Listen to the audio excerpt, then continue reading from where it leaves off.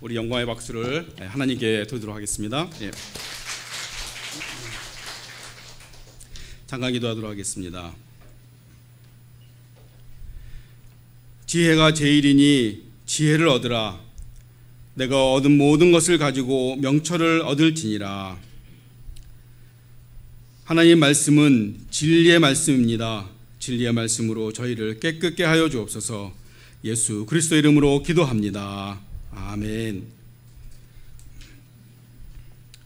오늘은 우리가 지혜에 대해서 이야기를 좀 나누려고 합니다.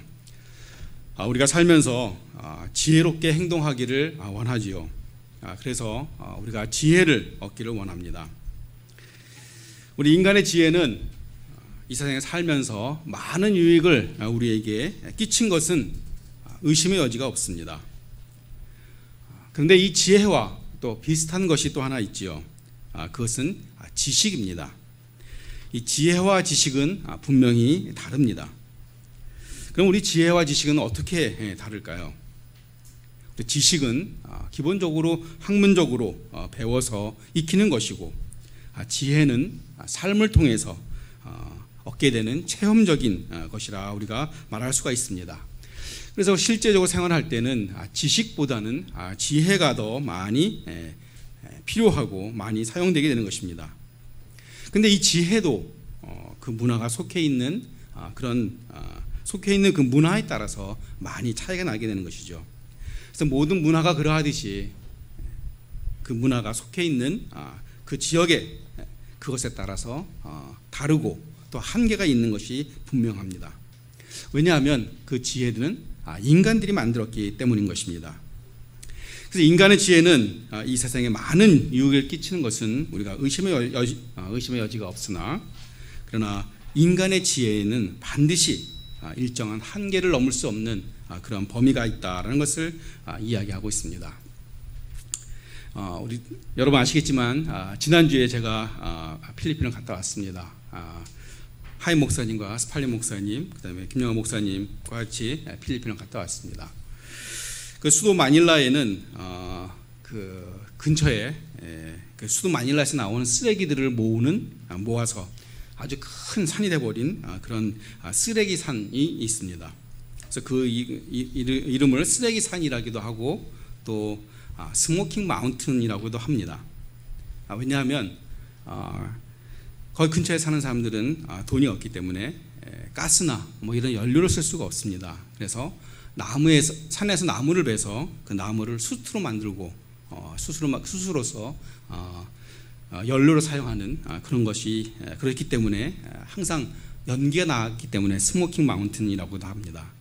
또한 그 쓰레기를 뒤져가지고 돈이 되는 것들을 이렇게 추리는데, 그 중에는 그 전선 같은 게 나오면 그 전선 피복을 벗겨서 그 안에 들어있는 구리를 채취를 해야 됩니다. 근데 그거를 이렇게 칼이나 이런 걸 하기 너무 힘드니까 불을 태워서 그래서 그 피복을 녹인 다음에 구리를 모아서 이렇게 연명을 하는 것입니다. 그래서 거기도 같은 스모킹 마운틴이라고 이야기할 수가 있죠. 근데 그곳에는 참 어린이들이 참 많이 있습니다.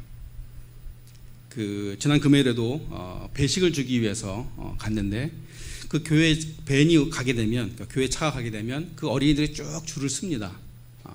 그래서 봉지를 갖고 오기도 하고 조그만 그릇을 갖고 오기도 하고, 물론 그 그릇 자체도 이가 빠지고 깨끗이 못한 그런 그릇이죠. 근데 그 한 국자 이렇게 나눠주는 것, 그것으로서 그들은 그 하루 끼니를 때우는 것입니다. 그래서 매일같이 그거 배식을 하는 것은 아니고요. 일주일에 2번, 많으면 3번 이렇게 그렇게 배식을 하는데, 그걸로써 또 자기가 먹기도 하고 또 자기 동생들 나눠주기도 하고, 그런 우리가 보게 되면 환경 자체가 쓰레기 더미니까 우리가 상상을 할 수 있겠죠. 그러나 상상하는 그 이상으로 굉장히 좀 안 좋은 그런 곳이죠. 근데 놀라운 것은 거기서 태어난 아이들이 있다는 것이죠. 거기서 태어난 아이들은 거기서 태어나서 평생 동안 쓰레기를 줍다가 또 나쁜 그런 환경에 인해서 짧은 인생, 짧은 삶을 연명해서 마친다고 합니다. 거기는 물도 없고 또 전기도 어떤 제한된 시간만 공급해주는, 그래서 물을 먹기 위해서는 저 아래서 물을 길러다 와야 하는, 그 물도 물론 깨끗한 물은 아니죠, 우리가 보기에는. 그렇게 열악한 환경에서 그들은 살아갑니다. 그래서 아마 그들은 서로 거기 살면서 다들 그렇게 살기 때문에 그런 것을 당연하듯이 생각할 수도 있습니다. 그러나 저와 같이 이렇게 외부에서 온 사람들이 보게 되면 정말 어떻게 말로 표현할 수 없는 그런 삶들을 사는 것이죠. 우리의 삶도, 저는 그런 것을 보면서 우리의 삶도 이런 것이 아닌가. 그들은 그들의 삶 안에서, 제한된 그런 범위 안에서, 제한된 지식 안에서 그렇게 삶들을 살아가는 것입니다. 물론 우리도 우리가 겪은, 우리가 알고 있는 지식과 범위 내에서 우리가 살아가는 것입니다. 어떻게 보면 그런 극단적인 얘기긴 하지만, 그러나 우리 인간들은 철저하게 제한된 지식 안에서, 또 제한된 지식 안에서밖에 살아갈 수가 없는 것입니다. 자신이 살고 있는 그 환경과 문화에 기본적으로 한정이 되어 있는 것입니다. 또한 인간이기에 우리들은 시간과 또 공간에서 제한되어 있는 것입니다. 그런데 그런 인간들이 바로 자신의 모든 문제를 해결하려고 하는 것입니다. 자신이 내 삶의 주관자라고 생각하는 것입니다. 전혀 지혜로운 모양새가 아닌 것입니다. 우리가 알고 있는 것, 또 내가 매사의 결정을 자신이 내려야 한다는 것, 그렇게 생각하는 사람들은 우리가 언제나 잘못된 결정을 내리는 것을 보게 됩니다. 왜냐하면 그런 사람들은 제한된 지식만 가지고 있기 때문에 그렇습니다. 특히나 그 영적인 문제에 대해서는 더욱 그러합니다. 우리는 누구일까요? 우리는 영을 가진 몸일까요? 아니면 몸 안에 있는 영일까요? 다시 한번 질문을 드릴게요. 영을 가진 몸일까요? 아니면 몸 안에 있는 영일까요? 몸 안에 살고 있는 영일까요? 만약 우리가 영을 가진 몸이다라고 생각하면 우리는 정말 이 자신의 몸에 대해서만 우리가 항상 염려하고 걱정하고 우리 신경을 써야 될 것입니다. 그러나 우리가 몸 안에 살고 있는 영이라 생각한다면 우리는 몸보다는 영에 더욱 관심을 가져야 하는 것은 당연한 것입니다. 우리 성경을 어떻게 가르치고 있습니까? 우리는 하나님의 형상으로 지음을 받은 사람들인 것입니다. 하나님이 창조하실 때 흙으로 하나님의 자신의 형상으로 흙으로 빚으신 다음에 바로 그 코에 생기를 불어넣어 주신 것입니다. 즉 하나님의 영을 사람의 몸에 불어넣어 주신 것입니다. 몸에 영혼을 불어넣어서 얼마 동안 삶을 살다가 다시 하나님께로 돌아가게 하는 것, 바로 그것이 우리의 인생인 것입니다. 하나님은 영이시고 바로 이 영을 우리 몸속에 불어넣어서 우리로 이 몸 안에서 얼마 동안 살도록 만드신 것입니다. 따라서 우리 인간의 위대한 점은 우리들의 몸이 아닌 것입니다. 영이 살아야 진짜로 사는 것입니다. 물론 그렇다고 해서 우리가 몸이 중요치 않은 것은 아닙니다. 우리의 부활할 때 우리의 몸도 같이 부활해서 하늘나라에 가는 것입니다. 그러나 우리가 하나님을 몰랐을 때 우리는 바로 죽은 자라고 이야기하죠. 왜냐하면 영이 죽어 있기 때문에 그렇습니다. 여기서 중요한 것은 내가 또 우리들이 어떤 존재이냐 하는 것입니다. 우리는 종종 내가 어떤 존재인가를 망각하는 경우가 많이 있습니다. 나는 창조주가 아닌데, 피조물인데 마치 창조주처럼 착각하고 행동하는 경우가 너무나도 많은 것입니다. 피조물임에도 불구하고 창조주처럼 모든 것을 결정하겠다고 고집을 부리는 것입니다. 물론 우리는 하나님의 형상으로 지음을 받았지요. 하나님의 형상으로 지음 받다는 것, 그것은 무엇을 의미합니까? 일단 죄가 없다는 것이죠. 또한 하나님과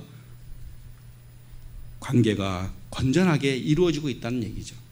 세 번째로는 하나님을 내가 의지적으로 기쁘게 섬기려는 그런 마음이 있다는 것입니다. 그러나 아담의 죄로 인해서 우리에게 원죄가 인해서 우리는 더 이상 하나님과의 그 관계가 끊어진 것입니다. 이제는 아담의 이후로 우리들은 하나님에 대한 지식이 없게 된 것입니다. 또한 하나님을 섬길 마음도 없게 된 것입니다. 오히려 우리는 하나님과 원수가 된 자들입니다. 그러나 우리는 하나님의 은혜로 하나님을 아바 아버지로 부를 수 있는 하나님의 자녀로 부르심을 받게 된 우리 크리스천들인 것입니다. 오늘 본문은 이스라엘 역사상 가장 지혜자인 솔로몬이 쓴 글입니다. 그런 솔로몬이 우리에게 이야기를 합니다. 너희는 지혜를 얻으라 라고 이야기합니다. 그것도 내가 얻은 모든 것을 가지고 명철을 얻으라 라고 이야기하고 있습니다. 구약에서 말하고 있는 지혜라는 것은 무엇일까요? 무엇이 정말 진정한 지혜일까요? 그것은 바로 창조주 하나님에 대한 지식을 말하는 것입니다. 잠언서 9장 10절에 여호와를 경외하는 것이 지혜의 근본이요 거룩한 자를 아는 것이 명철이니라 라고 했습니다.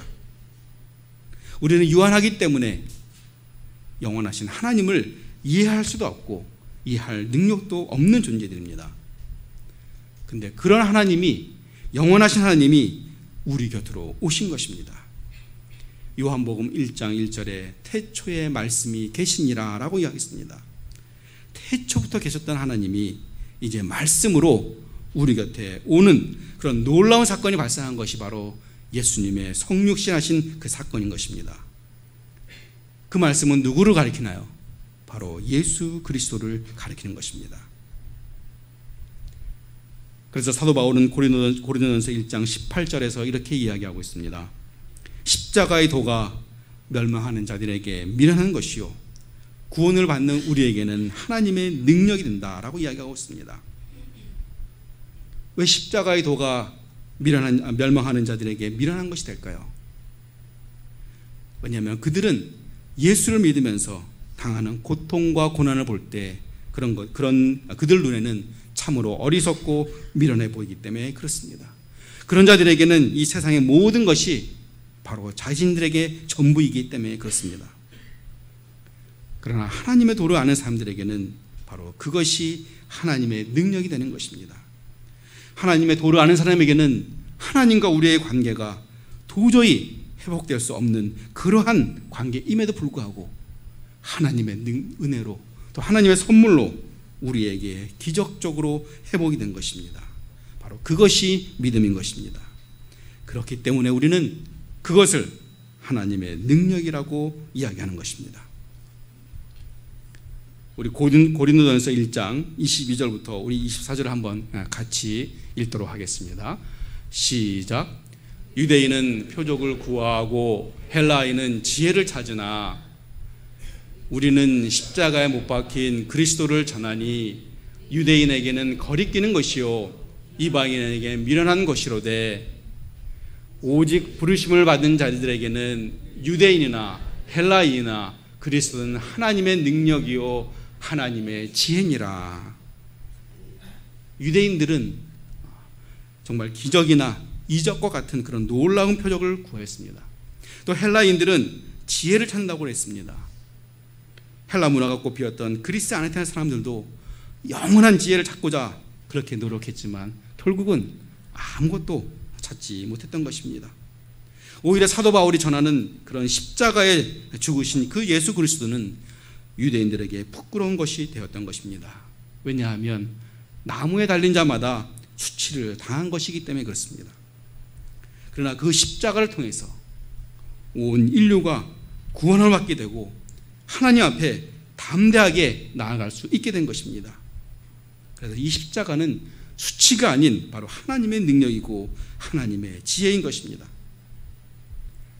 십자가의 도를 믿지 않는 사람들에게는 미련한 것이지만 하나님은 자신의 그 아들, 하나밖에 없는 아들을 우리를 구원하기 위해서 육신의 몸을 이 땅에 보내주시고 3년 넘게 이 땅에서 완벽한 삶을 사시고 우리를 위해서 십자가의 죽으심으로 한 번에 모든 사람들의 죄를 담당케 하신 것이 바로 하나님의 지혜인 것입니다.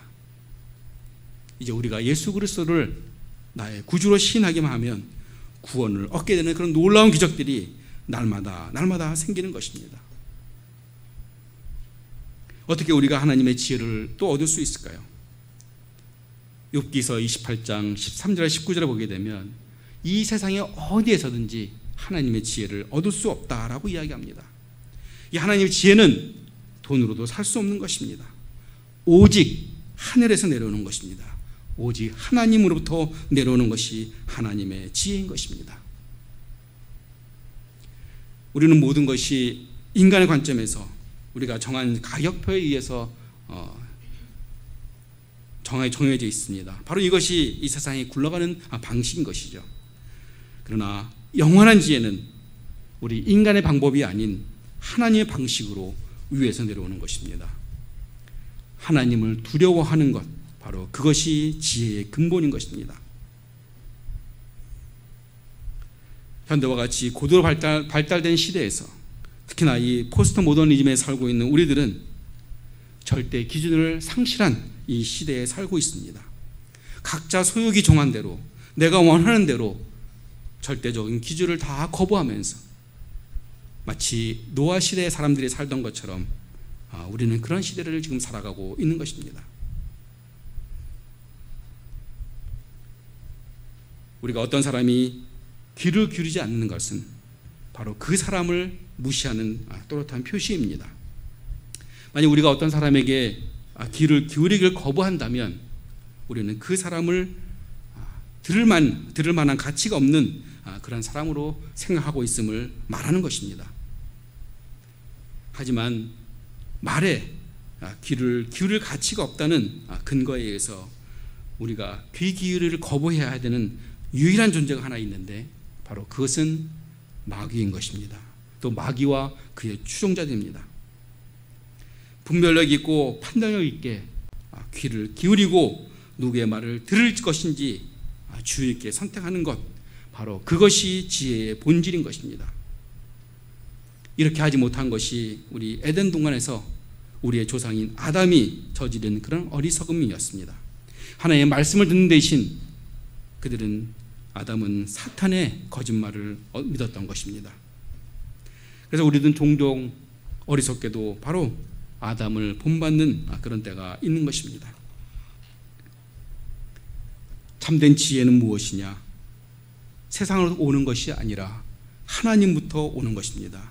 왜냐하면 하나님은 영원하신 하나님이시기 때문에 그렇습니다. 우리는 시간과 공간과 알고 있는 지식과 문화에 우리는 제한되어 있습니다. 참된 지혜는 영원하신 하나님부터 오는 것입니다. 그 하나님이 우리에게 말씀으로 다가오셨습니다. 바로 그 말씀이 우리 곁에 있는 것입니다. 우리가 성경 말씀을 읽고 성경 말씀에 있는 것을 우리가 깨달을 때 바로 우리는 하나님을 만날 수 있고 하나님의 뜻을 깨달을 수 있게 되는 것입니다.